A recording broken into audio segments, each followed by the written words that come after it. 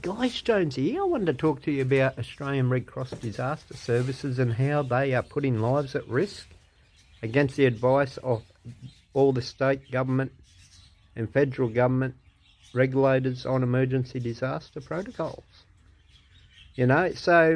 What's happened is during the Black Summer fires, when you gave all your hard-earned donations, a lot of that's still squirreled away. They're using that for a guy to do community radio, but it's a locked network.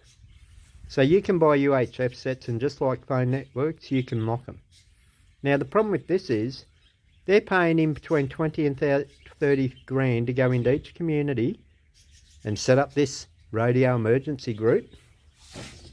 So what happens is when there's a disaster or emergency, you have to contact him or a selected contact person to get any messages out. You could be flooding, or it could be a fire. There could be an emergency vehicle half a k away. Under his locked system, you cannot radio them. You have to radio someone else, who then has to use a different radio to radio them.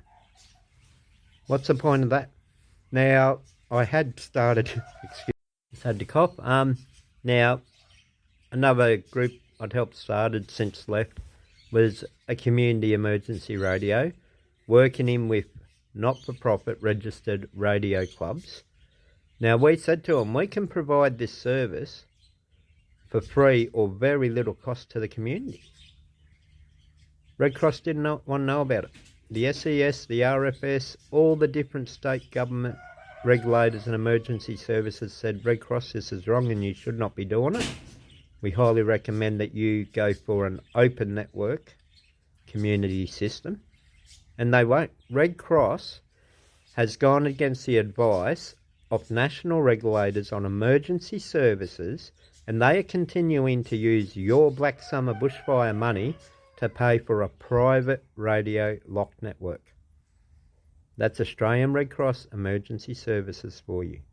In the meantime, they put aside $20,000 for each family lost during the 2022 flood events. Now apparently there are only 23 or 24 people allegedly lost. Why did they put enough aside for 30 people? Now this was back in 2022.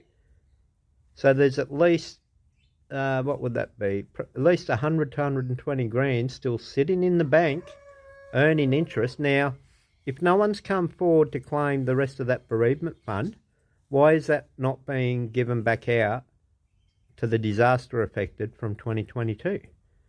People, I honestly mean this. I highly recommend you contact all state and federal members related to emergency services, charities and police, and you officially email them and put in an official request for a full investigation into the handling of all monies from Australian Red Cross disaster since 2017.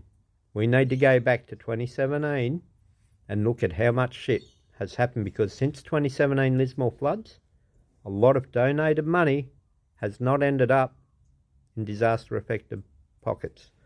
Now I co-founded and ran the Shed of Hope, and then I started Disaster Recovery Sheds and Assistance. Now during this time, I have had so many people message me about the shonky shit that's been happening with Red Cross, and this is from volunteers.